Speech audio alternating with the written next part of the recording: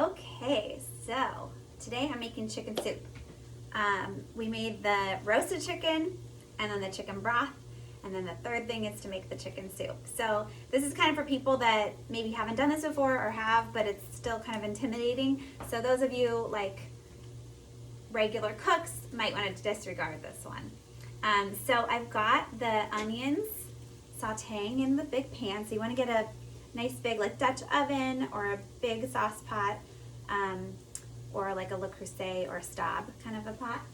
And so they're going, I put them with just butter and they're just cooking like that.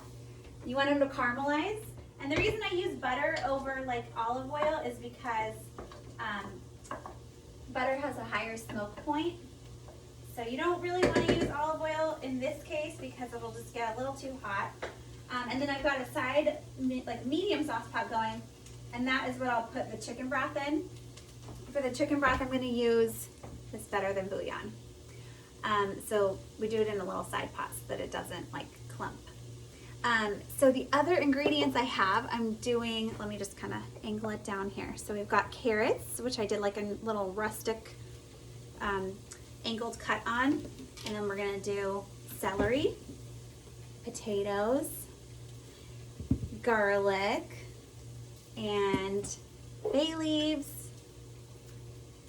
thyme, which all these ingredients actually I already had from doing the broth, which is so nice. Don't have to go to the store again. I didn't have a ton of thyme left, so I'm gonna do like a little bit of this ground thyme that I found in there also. And when you do a dried thyme or powdered thyme, it goes a little bit further because it is a little bit more concentrated than fresh. And then I have my chicken that I carved off of the chicken from the other day. And then salt and pepper. So I like this method of cooking, just chopping as you go, because then it gives the vegetables a chance to cook. So like right now the onions are going, and then I chopped my carrots, and then I'll put the carrots in with a little bit of water and put the top on, and that lets them like steam cook. And then in the meantime, I'll be cutting up the celery and the potatoes. So I think it's about ready to put the carrots in. We'll see. And then in the meantime, you can also get your broth going. So I'm gonna put that on high. You can totally do like egg noodles would be like classic chicken noodle soup. Or you could also do like a wild rice. I love that style too. If you are gonna do the wild rice, then you would add it to the chicken broth separate from the bigger pot, and give it like the proper cooking time. Usually it's like 35 minutes or so. You just don't want to cook that once it's all together, because then it'll kind of overcook some things. And if you're going to do the egg noodles, you can do that method also. You can put it, they only need like, I don't know, 10 minutes. So you can put that in the side pot as well if you'd like, and get them to the perfect cookedness, and then add it all together. So we are going to put in the carrots.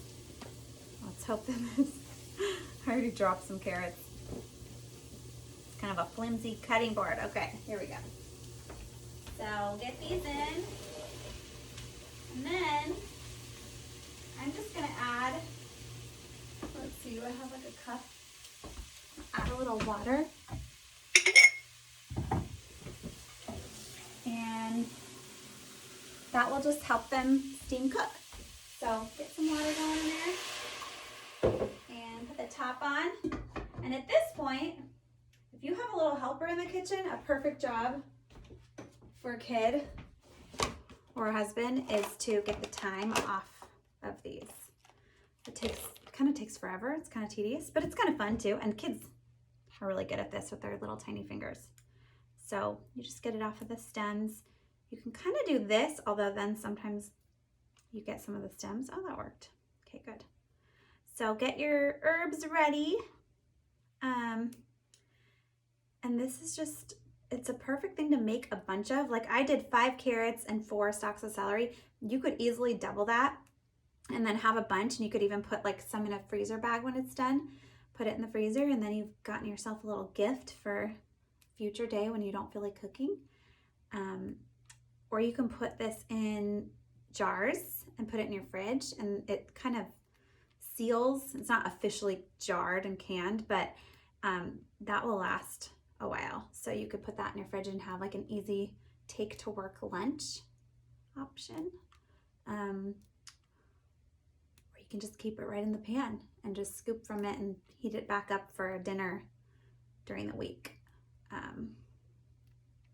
So it's just super nourishing. It's the perfect wintertime food.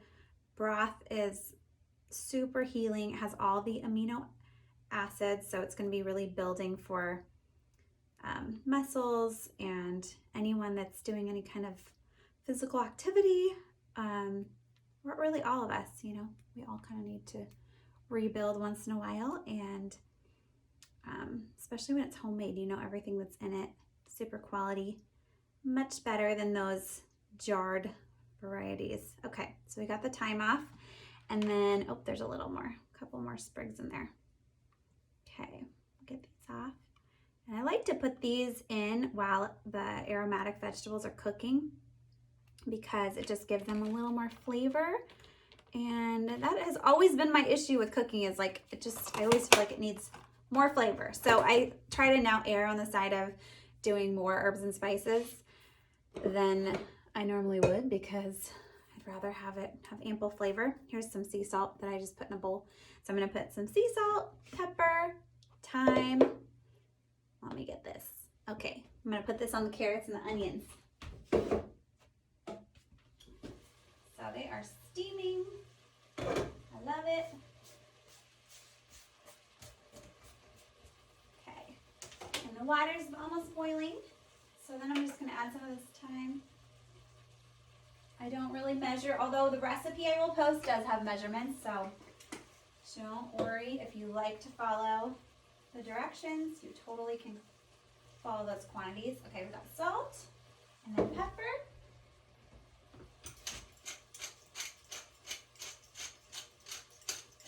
And then you're just gonna put the lid right back on and let it keep steam cooking like that. Okay, so now we'll cut the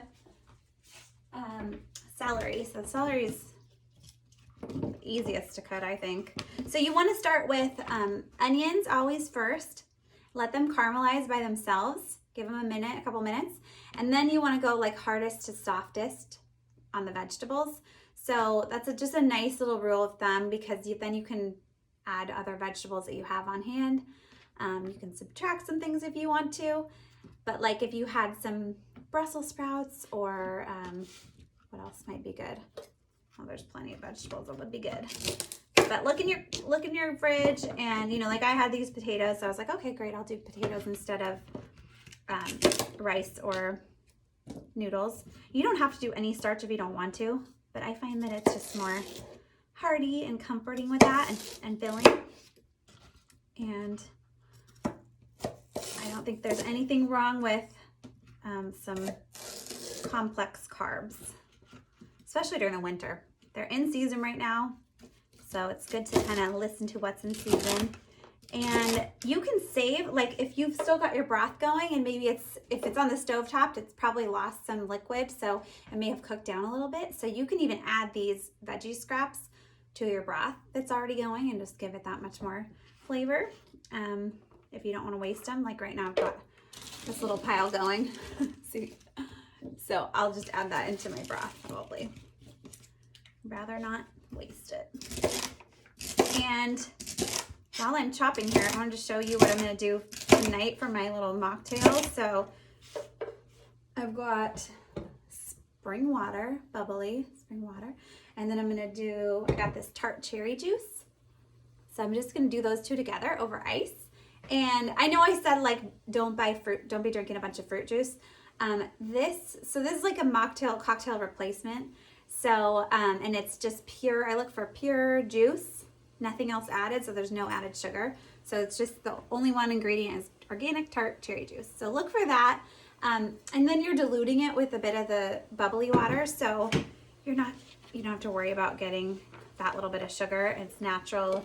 And cherries have a lot of health benefits. And I also got this one. I tried it last night though.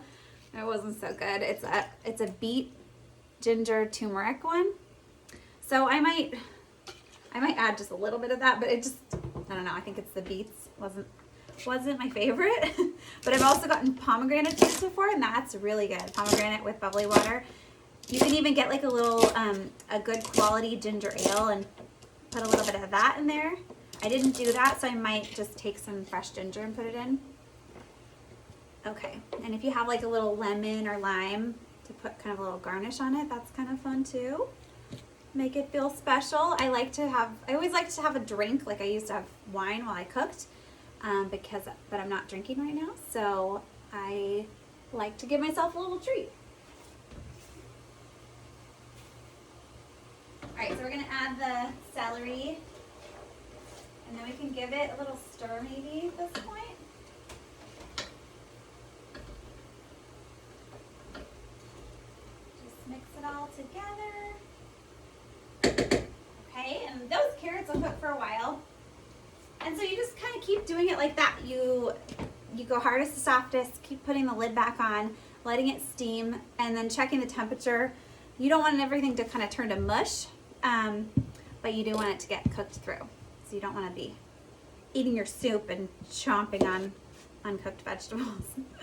All right, so we're gonna go potatoes next. So I'm just gonna go, let's see how I wanna do this. Kind of like the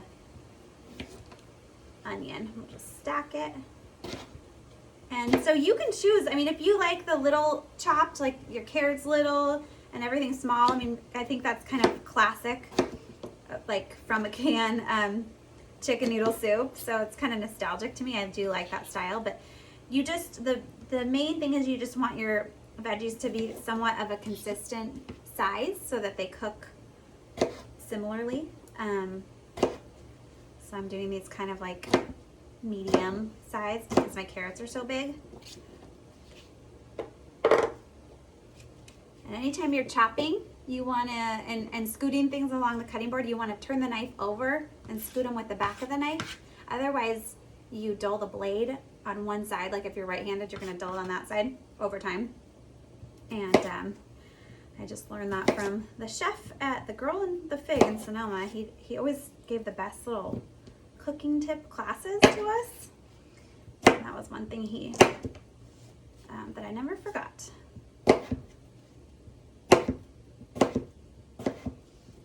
And at home I've got like a 5.5-inch Santoku knife that I use for everything. So having one knife that's super quality is really important. It doesn't have to be a Santoku, it could just be like a chef's knife. But find one, I feel like the chef's knives that are any more than like 6.5 inches are just a little big and hard to maneuver, especially as a woman. Like for a man, that might be the perfect size. But so look, if you're in the market for kind of an everyday knife, look for maybe a 5.5 to 6.5 inch one. And then if you can like feel it and see it in person, that's really helpful too. And just hold it, see how you like it. Because I want it to be really comfortable. My knife is a Shun at home, and I love it. Okay, now I've got the potatoes. You never want to use green potatoes either. If they've turned green, get rid of them. If they have these little growths on them, that's not a big deal. That can happen like in the grocery store. But it's the green you want to watch out for. All right, so our water is boiling. These are cooking. So you can, at this point, you can add your chicken broth. I use the Better Than Bouillon one. Oh, is this brand new? Oops. Yeah, I like this Better Than Bouillon one because it has really good flavor, and this thing goes so much farther than a carton of chicken broth. Those I just use, I would have to use like 3 of them right now. So this is a teaspoon to a cup of water. So I put 8 cups in there. I just eyeball this and do about 8 teaspoons. So if you are gonna do the wild rice, this would be the time to add it to your broth over here. Because it usually needs like 35-40 minutes to cook.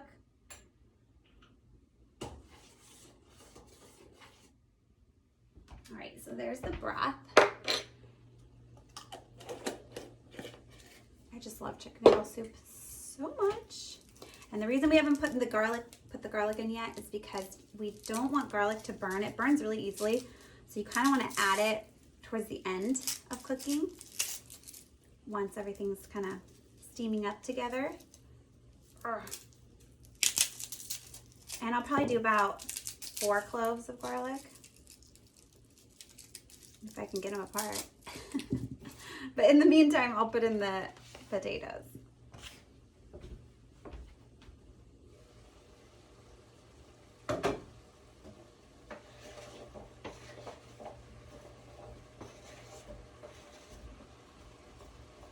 And you might want to add like a little more, you can kind of just eyeball it. You might want to add a little more salt at this point, maybe some more pepper. You just want to get all the vegetables flavored. Lots of flavor.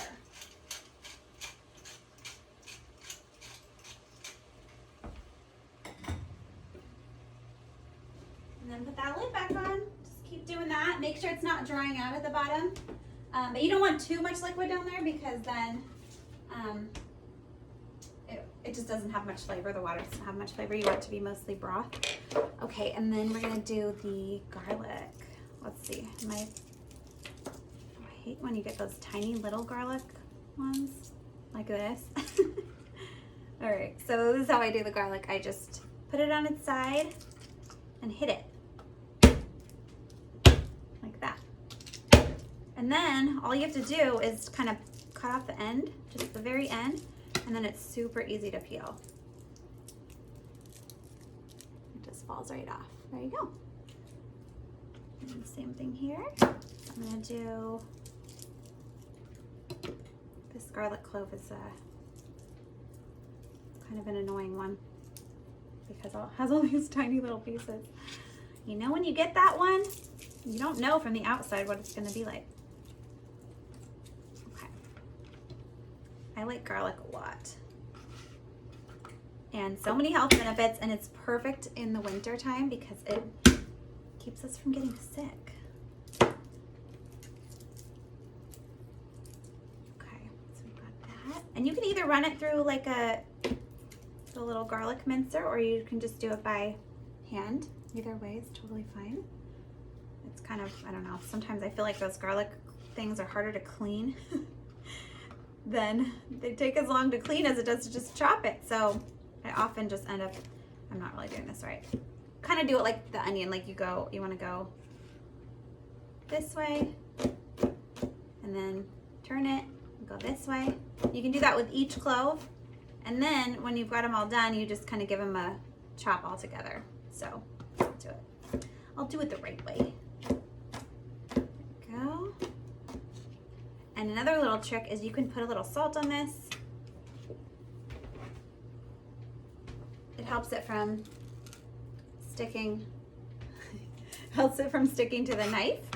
At least that's what this cooking class I took taught me, but I don't know if it works or not. Every time I do it, I'm like, is this working? Because there it is, stuck to the knife. But it doesn't hurt, gives it flavor.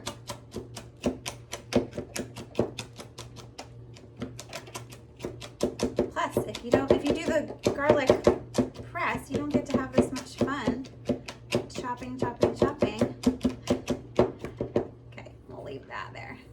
So I want to add that kind of as the last component once the vegetables have cooked through a little bit more. As long as it's not going to burn, you're fine. Like I could probably add it right now. I'll add it right now. You just don't want that garlic to burn. Okay, so we've got that, and then in a couple minutes here we'll check on it and just see like if everything's kind of cooked through. You could probably give it a stir here in a little bit. And then the last part is the chicken. So I've got this chicken left over from the other night, and it seems like the perfect amount. So you just want to give it like a little dice. Actually, you know what I'm gonna do? I'm gonna put it on the lid, and then I can put it back in here. And it even has like some spices, like it has all the thyme in there and some garlic from when I roasted it. So I'm just gonna cut it like cubes, like this.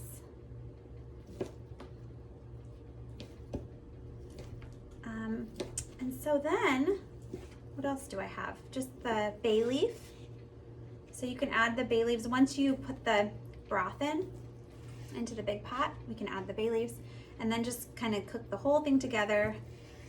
It's up to you. Like, it would be probably ready in 15 minutes. But you could leave it sitting there for, I don't know, 30 minutes. You just don't want to overcook. Depending on what grain you're doing, you don't want to overcook it. So just kind of time it according to what you're gonna do. Like if you're gonna do the wild rice, you wanna give that 40 minutes or so. So just make sure you don't, and if you're doing the noodles, those take no time at all really. But since I'm doing the potatoes, which are already in there, it's a little bit more forgiving.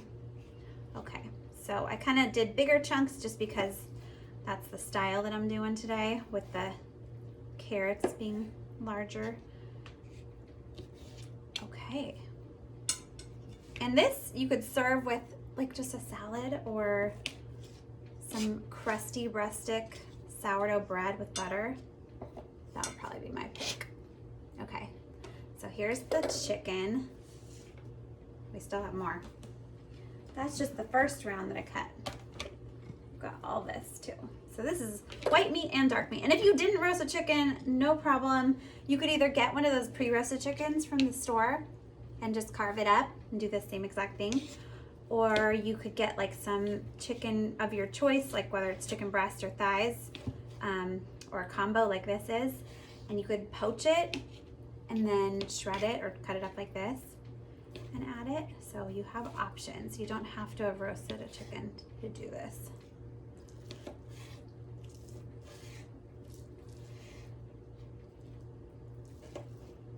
And I hope this helps seeing it done. I know that some of these things, it's like you just have to see it and then you're like, oh, I could do that. No problem. And let's see, this video is 22 minutes long. So you can get this done in 25 minutes. It's probably taking me longer just because I'm chatting too.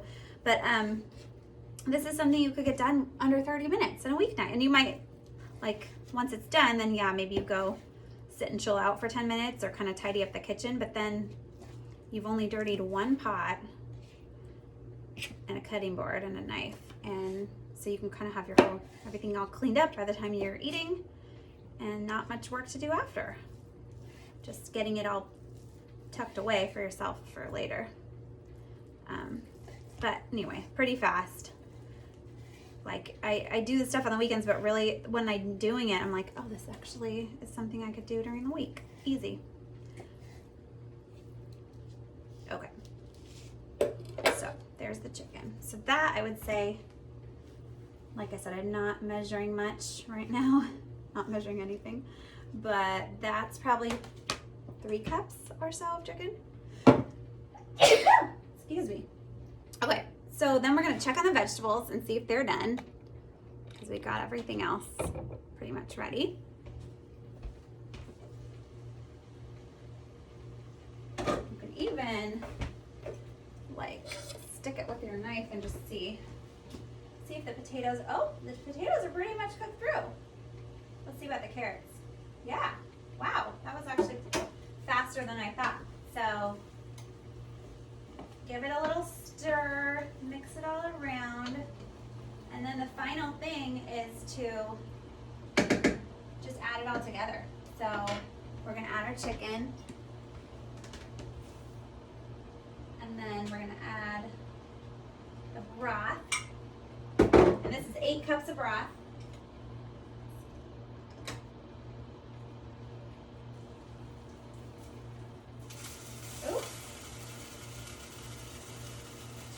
Spill it like me. Okay. And you can always add more broth. So if you did like a bunch of vegetables and you put the broth in and you're like, oh my gosh, there's not enough, just make a little bit more on the side and keep adding. And you can definitely use broth that you made, although I kind of look at it like cooking with wine. Like if you're gonna have this amazing broth that you made from scratch, I kind of like to just sip on that throughout the week and use like this type of broth for when I make soups. But you can do whatever you'd like. Here, so let me just show you the soup. Now it's pretty much, so I'm just gonna give this another like 10 minutes on the stove. I'm not gonna eat right now, so I'm just gonna pop this whole thing in the fridge probably to have for later. But you can just give this a couple, 10 minutes, 15 minutes, or up to like a half an hour, and it'll just meld together. And that's all you have to do. Then it's done. So anyway, I hope that that helps you feel confident making chicken noodle soup, chicken soup. And let me know if you have any questions, okay? All right, see you guys soon.